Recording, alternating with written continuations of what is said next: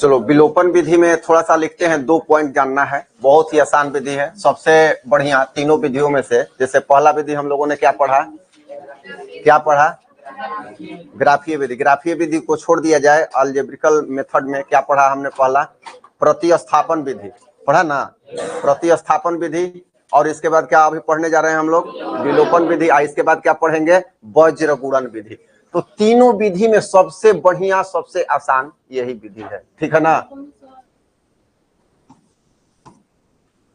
पहला है कि इस विधि में रैखिक समीकरण युग्म के 2 चरों में से किसी एक चर के गुणांक को समान करें।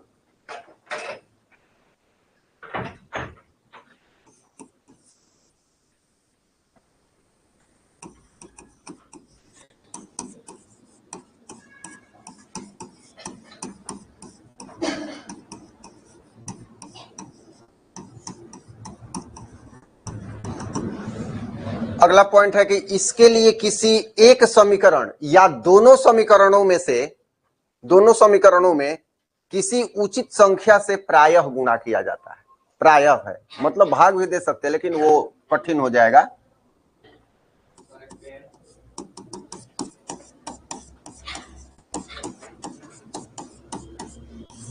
विलोपित किया जाता है।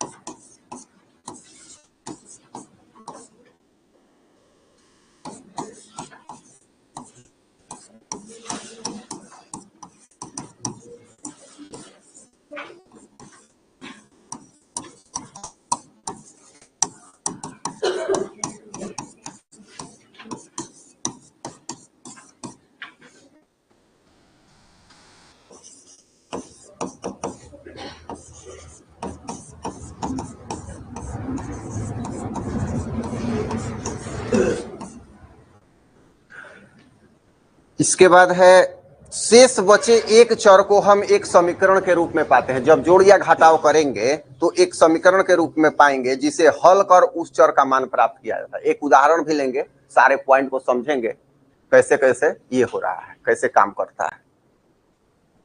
इतना लिखो।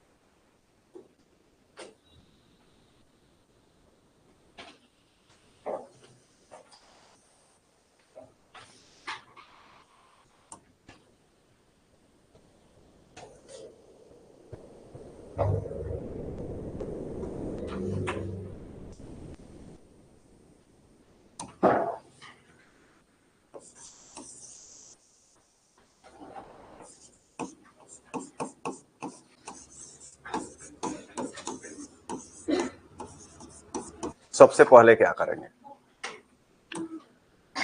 विलोपन विधि में ये किस में अप्लाई होता है, तो दो रैखिक समीकरण युग्म में, 2 चर में जो रैखिक समीकरण युग्म होगा उसी में ये अप्लाई होता है। जैसे प्रतिस्थापन विधि हो गया था, हुआ था ना।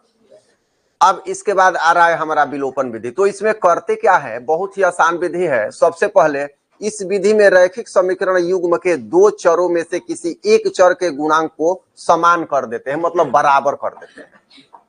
ये क्या है, जब उदाहरण अभी हम लेंगे तो समझ में आएगा, ठीक है ना। उदाहरण के साथ एक क्वेश्चन बनाएंगे, इसके बाद स्टेप बाय स्टेप सारा कुछ क्लियर हो जाएगा।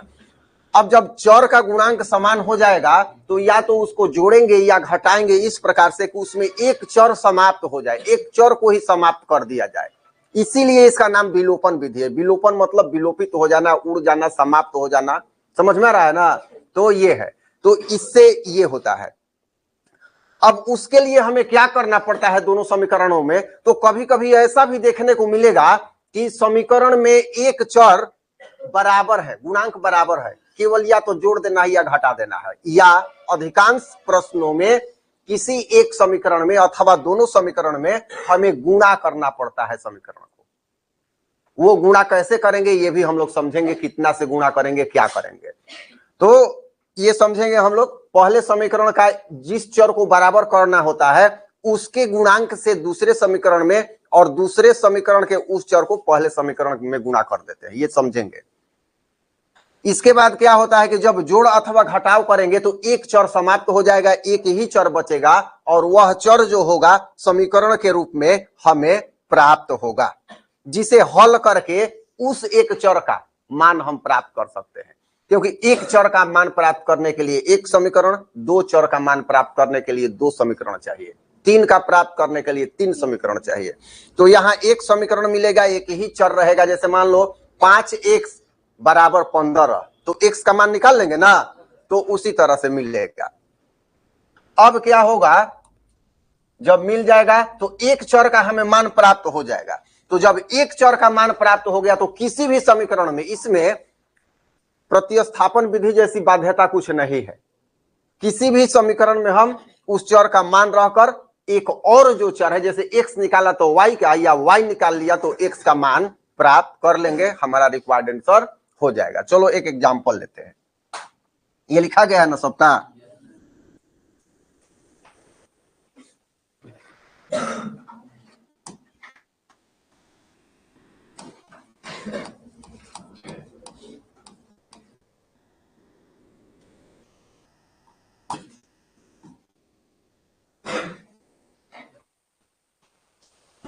तो आप कहीं एक उदाहरण ले लेते हैं, ऐसा उदाहरण लेते हैं कि समझ में आए।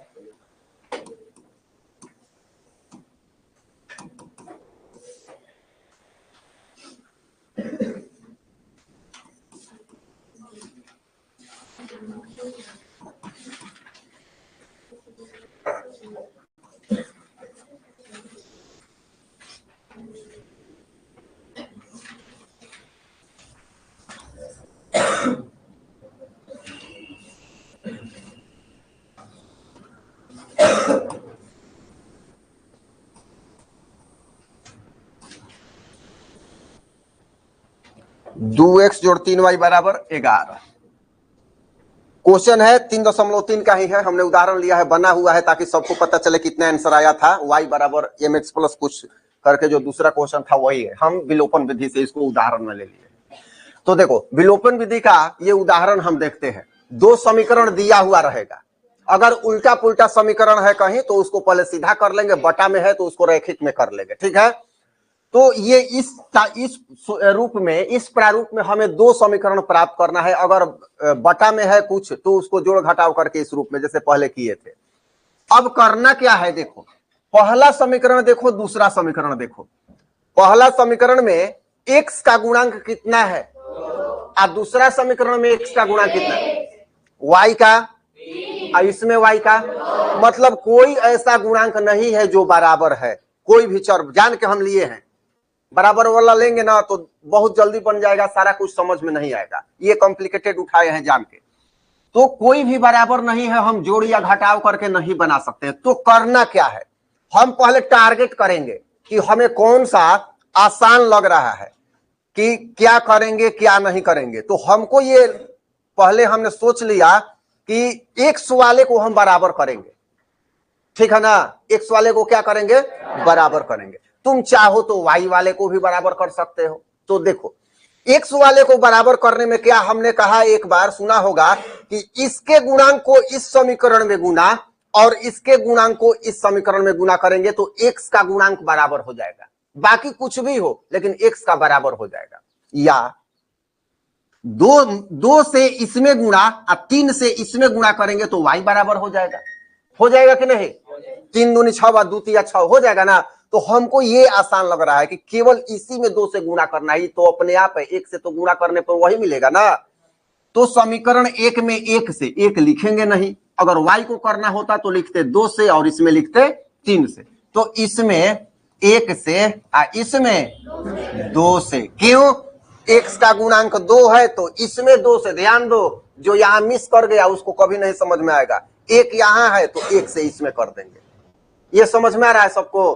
चलो तो होगा, यहां लिखेंगे। अब लिखने का तरीका, ये लाइन जरूर लिखना होता है।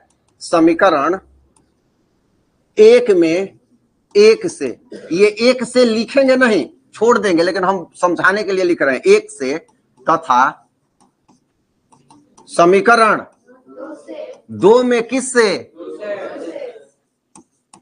दो से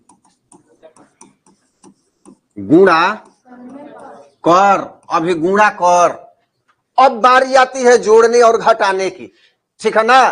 तो अब बारी आती है जोड़ने की घटाने की। जोड़ेंगे कि घटाएंगे, ये बारी आती है। तो है हाँ, क्यों? तो एक बात समझ लेना, रामबाण, अगर दोनों का चिन्ह समान हो तो घटाएंगे, अगर दोनों का चिन्ह उल्टा हो तो, यहां दोनों का चिन्ह क्या है? समान है। समान है कि नहीं है? अच्छा, वही हम y को बराबर करते तो एक का प्लस है, एक का माइनस है। 3 दूनी 6 व 3 दूनी 6, ये प्लस माइनस होता, तो यहां क्या करते? जोड़ते। इधर देखो ना, इधर यहां क्या करते? जोड़ते। लेकिन अभी हमारा जो केस है उसमें क्या करेंगे? घटाएंगे। किसी भी समीकरण में से किसी को घटाएंगे, लेकिन घटाएंगे। तो लिखेंगे, लिखे हैं हम समीकरण एक में एक से गुणा कर, गुणा से, तथा समीकरण दो में दो से गुणा कर घटाने पर, घटाने पर। अब जब गुणा किए हैं तो हम क्या पाएंगे? 2x का 2x ही रहेगा, 3y का 3y ही रहेगा, बराबर 11। होगा कि नहीं? इतना। अब इसमें गुणा कर देते हैं, क्या होगा? 2x हो जाएगा माइनस दो दूनी का 4y, अब माइनस -24 होगा ना? होगा कि नहीं? और यहाँ क्या करना है? जोड़ना है कि घटाना है? तो घटाने में हमेशा चिन्ह चेंज होता है। अलजेब्रा में जब भी घटाव करेंगे हमेशा चिन्ह चेंज होता है। जैसे भाग हम लोग बनाते थे ना, तो ऊपर वाले से नीचे वाले को घटाना ही तो था, तो सब में चिन्ह चेंज होता था कि नहीं? तो ये करेंगे यहाँ पर। तो घटाव अगर यही जोड़ रहता तो कोई चिन्ह में परिवर्तन नहीं होता, चिन्ह वही का वही रहता। तो यहाँ क्या है चिन्ह? तो माइनस। यहाँ क्या है? यहाँ क्या होगा? उल्टा हो गया ना, प्लस का माइनस, माइनस का प्लस। क्या जी दिख रहा है सबको? ठीक है, चलो अब एगो कटेगा। विलोपन विधि का यही गुण है, अगर नहीं कटा तो विलोपन विधि है ही नहीं। कटा मतलब विलोपित हो गया। अब देखो, दो चर दिख रहा था, x और y, एक चर गायब, गायब हो गया कि नहीं? तो दूसरा चर के रूप में क्या मिला बताओ? 7y। अब बराबर 35। एगो समीकरण मिला ना, आई एगो चर मिला, तो सीधा सा बात है, क्या कर देंगे? y बराबर 35/7 क्या हो जाएगा? तो y बराबर 5। इसी क्वेश्चन को हम लोग प्रतिस्थापन विधि से बनाए थे, तो देखना कितना लफड़ा लगा था, मतलब 2-3 स्टेप ज्यादा लगा था, ये तुरंत आ गया। वही क्वेश्चन है दूसरा। अच्छा, अब रूल है यहां पर, यहां कि जब देखो, जैसे स्टेप वाइज था हमने किया,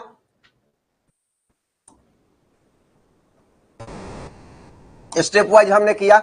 रैखिक समीकरण युग्म में के दो चरों में से किसी एक चर के गुणांक को समान करेंगे। हमने किसका किया? x का समान किया। इसके बाद इसके लिए समीकरण में, दोनों समीकरणों में से एक में या दोनों में, हमने एक में किया है लेकिन दोनों को दिखा दिया एक से करके, उचित संख्या से गुणा किया जाता है। गुणा किया ना दोनों में, एक में एक से, एक में दो से, किया कि नहीं किया? इसके बाद दोनों समीकरणों को जोड़ अथवा घटाव, समान चिन्ह रहेगा तो क्या होगा? घटेगा, असमान रहेगा तो क्या होगा? जोड़ाएगा। विलोपित कर दिया जाता है, मतलब कटा दिया जाता है। शेष बचे चर को हम एक समीकरण के रूप में प्राप्त करते हैं। जैसे यहाँ भी प्राप्त हुआ ना कि 7y बराबर 35, तो वही कह रहा है ये। इसके बाद प्राप्त चर के मान को किसी भी समीकरण में रहकर दूसरे चर का मान प्राप्त करते हैं। मतलब जो प्राप्त चर, इसमें कौन प्राप्त हुआ है? y प्राप्त हुआ है ना, तो इस मान को किसी भी समीकरण में रखकर, किसी के लिए स्वतंत्र, चलो हम दूसरे में रख देते हैं। समीकरण 2 में y का मान रखने पर अब देखो, 2 क्या है? x -2 गुणा क्या हो जाएगा, y के जगह पर तो 5 पुट करेंगे ना, यहाँ 5 बराबर क्या है, हाँ -12। ठीक है, तो हो गया x बराबर 5 दूनी का, और उधर जाएगा तो -12 प्लस 10, तो हो गया x बराबर -2, दोनों चर का मान निकल गया, x बराबर 2 -2 और y बराबर 5। समझ में आ रहा है सबको? चलो लिखो इसको, उदाहरण को, एग्जाम्पल को, इसके बाद एक्सरसाइज का क्वेश्चन करेंगे।